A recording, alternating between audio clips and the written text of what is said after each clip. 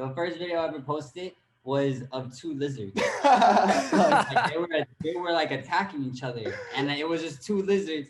And in my head, I just recorded it and I posted it because I was like, I don't know what I'm doing on here. What's up, guys? How are you? We're good, man. We're good. Thank you. I'm doing well. I appreciate you both being here. My name is Adam, and this podcast is about the both of you and your journey in music. And we'll obviously talk about the new EP coming out. Okay. All right. Sounds good. Sweet. So are you both born and raised in the same area? Yeah. Yeah. Okay. Both from Miami, Florida. Mm-hmm. Both grew up in the same. When did you guys meet each other? Was it pretty young? I mean, middle school. You're from Miami Gardens, though. I was born in Miami Gardens. Yeah. Okay. So where's Miami Gardens? Tell me about that growing up real quick. Miami Gardens, it's just like another little county. I lived there since I was probably like in halfway through right after elementary school. But I don't even really remember it all that well. Okay. So you were just born there and then you moved out pretty quickly. Yeah, it's really close to. It's only like 30 minutes, 40 minutes out. From where I was, at least. Yeah. I was in Pembroke Pines. That's kind of more like, everything's relatively close. Like Miami was probably only like 30 minutes away from us. So, okay. Kind of that. For anyone that's not from South Florida, Miami is kind of just what we do. Yeah, I'm from Miami. Just claim South. You just claim Miami. There you go. Yeah, it makes everything a lot easier. Makes sense. That's awesome. Well, okay. Then tell me why. Where you born and raised there? How'd you get into music? So we've been best friends since about middle school, 6th grade, and we've always kind of both had like a passion for music.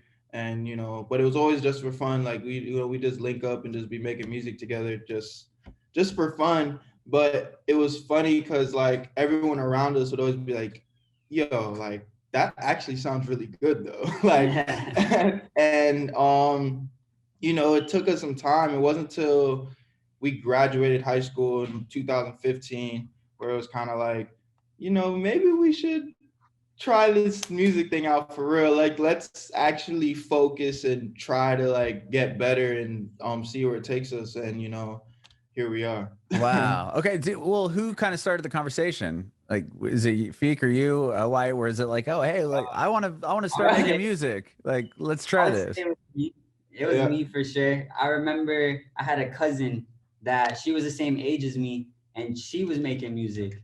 And I remember she was staying with me, and we bought a whole bunch of music equipment. And so like what? Just so you can, just so everyone else can know what you're talking about. Like what kind?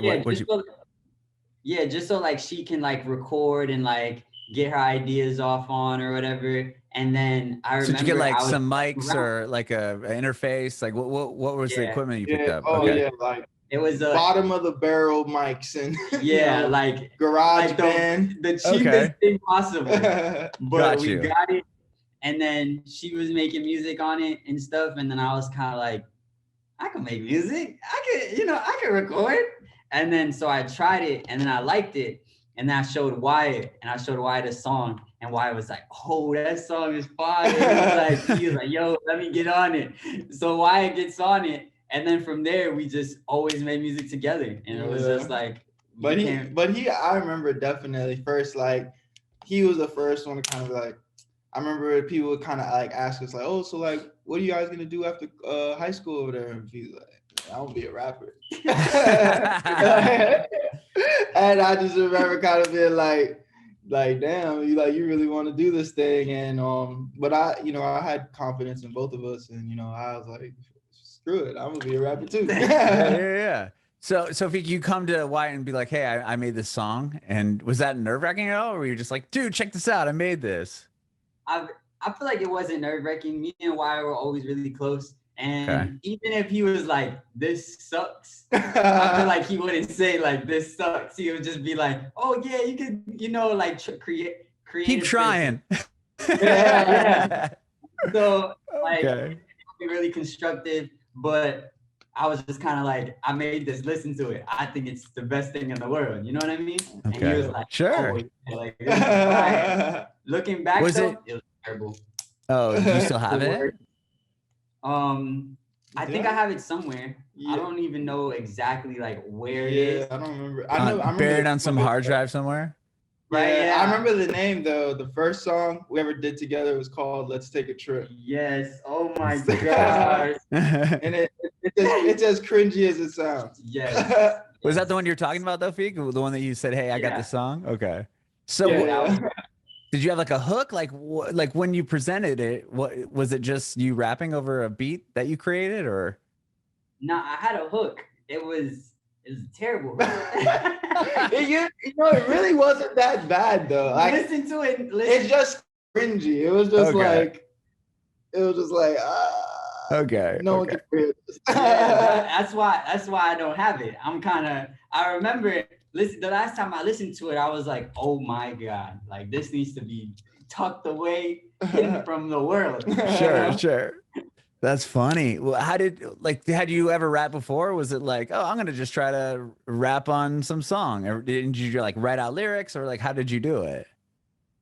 The first time, that first song, I actually sat down, I found a beat, and then I started writing lyrics. And then I recorded it, and then I like added more to it from there. So like I kind of started it and then finished it. Okay. And what about you, Wyatt? Had you ever rapped before, or is it like, I want to try to do this too? No, I definitely like I kind of said, we always was kind of rapping, but more for fun, just maybe never like putting it down on on paper and getting into the booth and trying to record something. But I remember I was like in 3rd grade bumping 50 Cent. Like, oh really? Okay. Rapping all his lyrics and freestyling. I vividly remember in like 6th grade, one of the kids at school also like made music, or I can't even say also because I wasn't even making music then, but he was posting his music, and we would have like freestyle battles over Facebook. Like we'll just play a beat, and like he would literally like post a video of him rapping into the camera, listen like with a beat playing, and then I would like respond and like rap battle. Like, that's so funny. Yeah, so I've literally been obsessed with, hip hop and music since, and it's not just hip hop. Like I was listening to Linkin Park, rock, 3 Day Grace. Like I loved like all genres of music, and since as long as I can remember, for real. Wow. Okay. And well, real quick, how did you guys meet? You just ended up linking up in 6th grade? Like, did he sit behind you or something? Like, how did you guys even start hanging out? His uncle.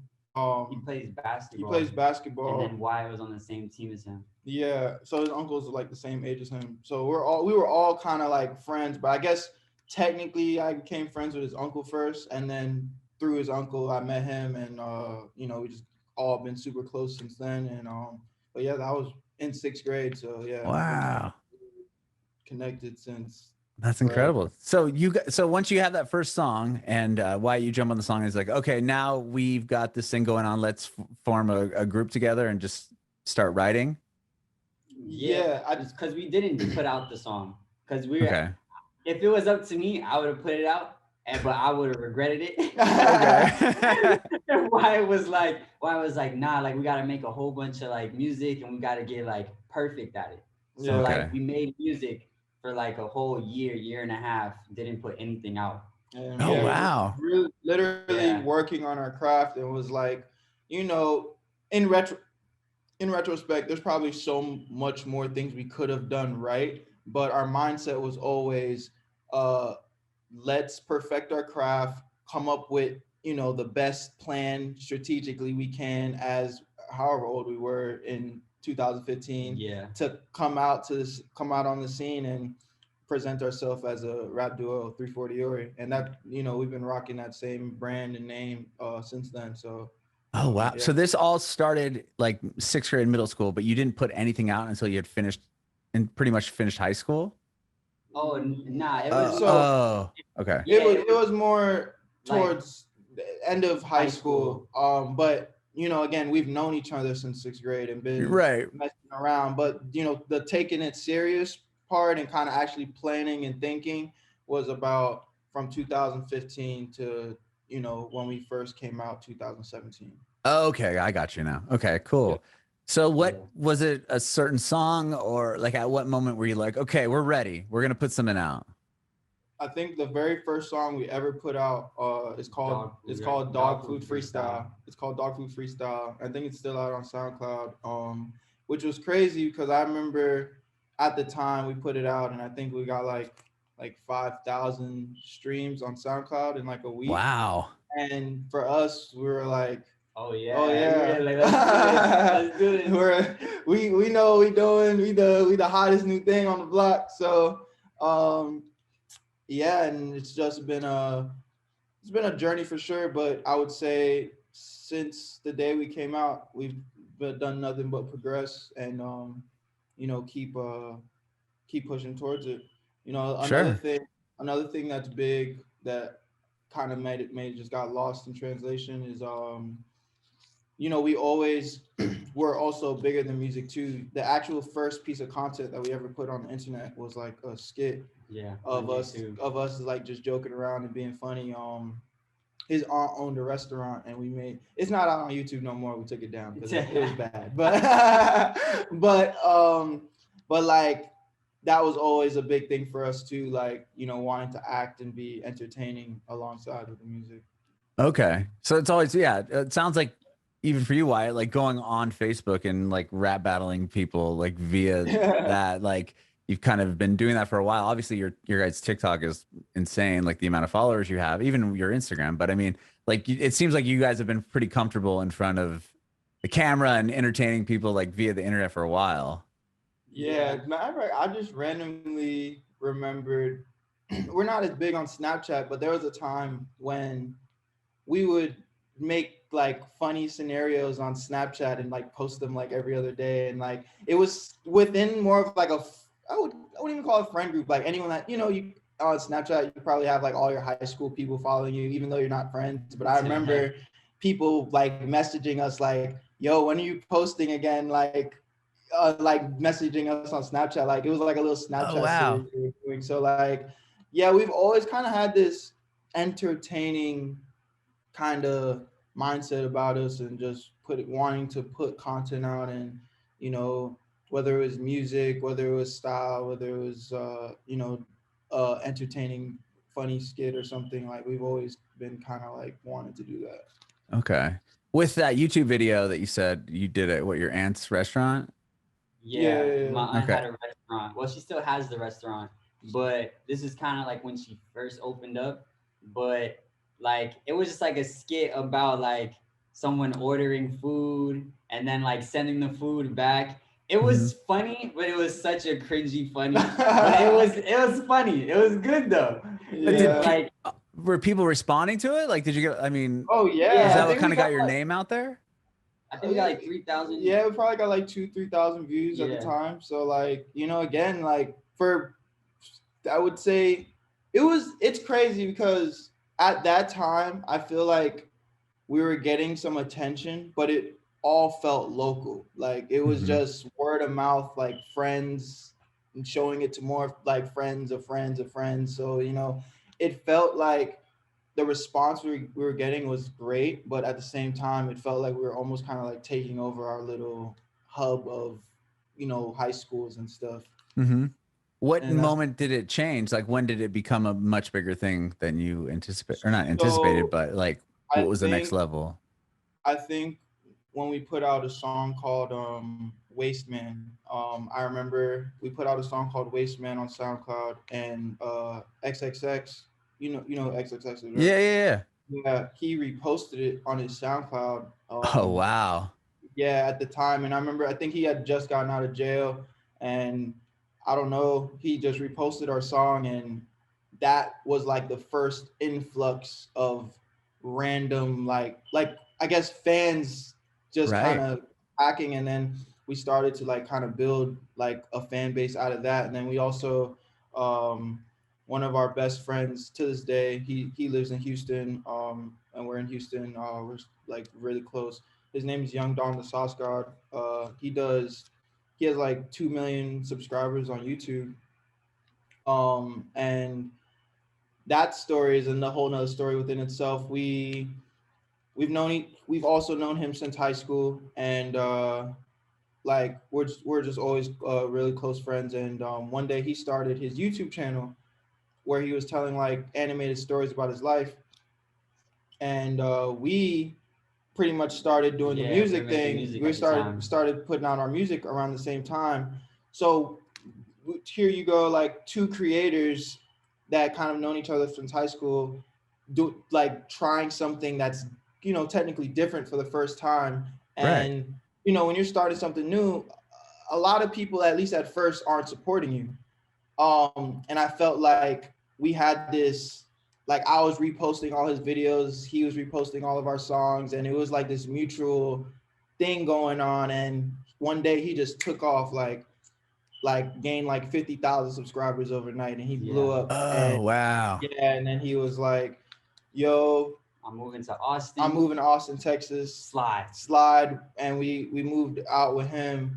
And from there, we just started creating content together and kind of just, just making content together. So that was, a lot of big exposure for us, because he was getting a lot of views at the time. I mean, he's still getting a lot of views, but at the time when we were together. And that was another thing that definitely kind of widened our audience. Wow. What was it like having XXX share your song? Like, was that something that you both like, what happened? Like, that's so crazy. Yeah, it didn't really make sense, but at the same time, I think that was like the culture on SoundCloud. It was like this underground community where if you were dope, the dope people would find it, and if they liked it, they would repost it. It was kind of like, and I think that's something I still really appreciate about SoundCloud, where it's like a very easy platform to share music and show another audience music that you're liking, even as an artist. Like, we could repost songs. So yeah, I think SoundCloud is so cool, and it's got the attention of a lot of people, right? I mean, it's broke a lot of artists out of just SoundCloud. And it had like a whole, like almost like a genre that came out of it as well. It's crazy. I mean, are you still pretty active on SoundCloud, or not as much because of Spotify? No, we post on SoundCloud. Yeah, everything that we put out, we put on SoundCloud, like, because I mean, again, like, that's our root. I would never reject it like that. Sure. I would say even to this day, it's probably still one of our biggest musical platforms. That's cool. That is cool. So when does, like, you get you start gaining a following, and this guy that you moved to Austin with starts doing well as well, and you guys are both kind of coming up together. Like, how do you continue to keep building and keep going? Was that something that you were worried about it dropping off, or not even something you thought about? Yeah, it was just consistency. Like, we were posting a song probably every month, like once 2 weeks. Yeah, like every 2 weeks to a month. But I think the next like real big stepping stone was TikTok. Okay. And I remember there was a period where I was like we would watch music videos, and you just see this black and white tee in every music video. I was like what the hell is this? Why why am I seeing this everywhere? And then, you start seeing the articles like TikTok this, TikTok that, TikTok this, and I was like, what is TikTok? What is TikTok? And Old Town Road. For me, what kind of got me onto TikTok was when Old Town Road, when it like blew up. Oh yeah. Like, where'd this song come from? Yeah, you know what I mean? like, and then it was like, oh yeah, it blew up on TikTok and all this, and then I was kind of like, what is TikTok? You know what I mean? Yeah, so because I knew what it was before musically. But yeah, I was like, my son had Musically before. Yeah, it was like for like children. Right. Yeah, no, it was. And like random people that were verified on it, like their badges like came, took over to the next. TikTok. Yeah, exactly. Yeah. So like from there, I was like, me and Wyatt were both kind of like, maybe we should start posting on TikTok, because obviously it's blowing up songs. Right. And it's like, it's not very often where you see like look at all the big social media platforms, Twitter, YouTube, Instagram. I remember like as a creator, it's like you look back and you're like, damn, I wish I would have got on Instagram right when Instagram was popping. Damn, I wish I would have been putting on YouTube since 6 years old, and I'd be like, you know what I mean? Like, you hear the stories, like the people that got on it right when it was new and fresh, and everybody's talking about it. Everyone's calling it lame. Everyone's like, I don't want to do that. But at the same time, it seems like it's undeniably growing as a platform, and it's kind of like it's like the biggest social media thing there is right now. Exactly. So it's like this is our opportunity to, you know, hop on the new wave and kind of try to be on the forefront of it. And yeah, that's what we did. We started posting on TikTok and just keep posting and posting, and then something was it just kind of gradually your videos would get more and more views, or like was there one that kind of really? Yes and no. I think there was a learning curve. Like we had to understand the culture of TikTok. Like I remember what was the first video you ever posted? Oh, the first video I ever posted was of two lizards. Like, they were like attacking each other, and it was just two lizards. And in my head, I just recorded it and I posted it because I was like, I don't know what I'm doing on here. Right. And the video got like probably like 15,000 views, and I was like, what's going on right now? Whoa. And that's kind of like, you know, again, the beautiful thing about TikTok, it's like, you know, following is obviously important, but the platform is so, I guess, viral in a sense where you could have 0 followers on TikTok and go. If you make something good, it can go. If you make something that resonates with people, or whether they think it's funny, interesting, inspiring, or musically they just like it, you have a shot. So, you know, I definitely think TikTok's like one of the best platforms out, especially for up and coming artists. Yeah, I think it's incredible that it's almost like a level playing field for everybody. Like if it throws it up on the For You page, somebody will see it, and then if enough people are like, oh, engaging with it, TikTok will keep sharing and feeding it to other people. Yep. So I just think it's so cool how they've came up with this algorithm instead of like, you're only going to get seen by people that know who you are already. And even then they're going to bury your posts.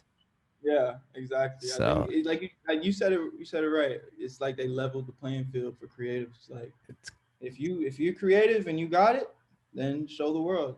Yeah, that's so rad. Well, I want to know about your new EP, but I also saw that you guys did the halftime show at the Heat game. Yeah. Oh, dope, yeah. What was that like, man? And was that a playoff game?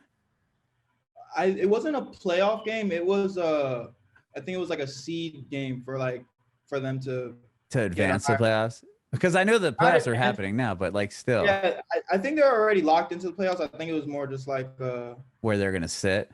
Yeah, where they're gonna sit in the playoffs, but unfortunately they lost very bad that game. But still, tell me what it was like. Like you get this call, like, hey, you get to play the halftime show at the Miami Heat game. That must have been blew your mind. It was definitely surreal, especially Miami being our hometown. And it's like it felt like just a crazy like a full dream. Full 360 moment, especially because we had moved to Houston for the past couple of years and been doing our thing out here, and it's like boom, like yo, come perform at the halftime show of the Miami Heat. Like what? Like what? Like what? Yeah, how do you even prepare for that? Like that's so crazy. I feel like I don't even know. You don't prepare. You just go out and do it. You just go out and do it. I will say though that I feel like, me and Feek have been we've been performing and doing this thing for a while now though. Mm-hmm. So, even though it was super exciting, it's like we felt like we were supposed to be there at some time. And, I think there's a lot to be said about that in the sense of like, we put the work in, and so when opportunities come, we just want to seize it and, take advantage of it. That's awesome. I love it. Well, talk to me about now the EP that's coming out on Friday, I believe, right? Yeah, the 6th. Yeah, at the door. Yes, sir. So, I guess first I'd say definitely shout out to Nars Records, Danger, Marcella, our whole team. And I think this project to us is kind of just like the next stepping stone of, quality and production of our career.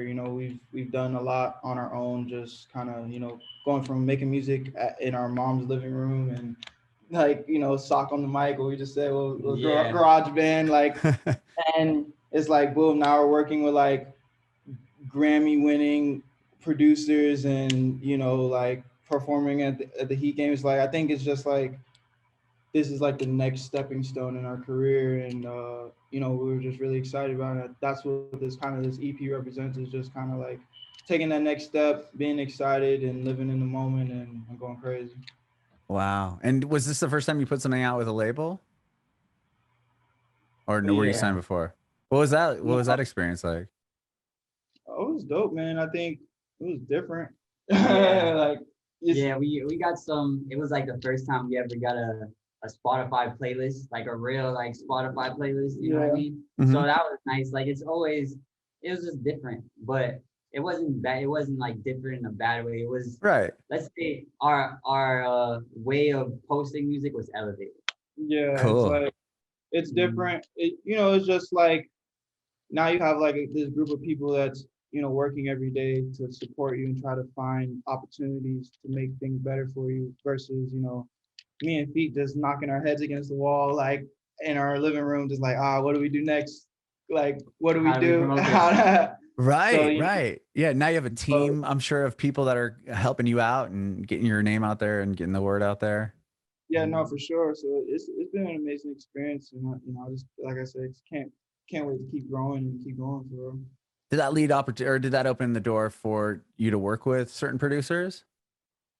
Oh yeah, for sure. Okay.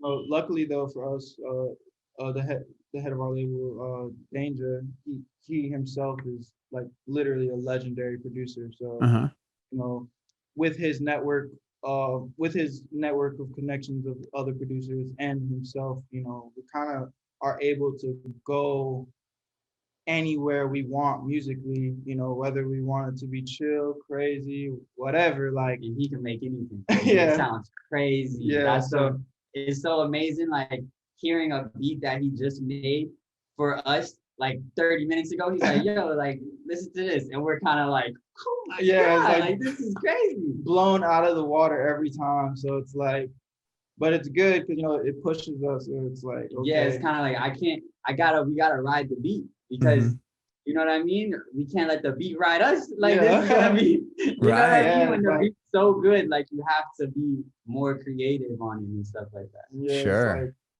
getting that production, like he's doing records with Beyonce. It's like, okay, this is the level of production that we have to come into it creatively. So it's just been great. When you guys go into a song, do you write everything together, or are you like, oh, Fleek, I got this, this verse or whatever, and why maybe you're like, oh, I got a hook right here. Like, how do you guys like typically form a song together? I would say it's really all over the place. So let's say Wyatt makes a hook and he brings it to me and is like, oh, listen to this, and I get on it. And or I make a hook and I bring it to Wyatt, like, oh, listen to this, and like, oh, it's fire. And he gets on it. Or we can both sit down and make it together. It's kind of just like however it goes. But when we're like in Florida and like recording at like the studio, everything is just written together. Yeah. Okay.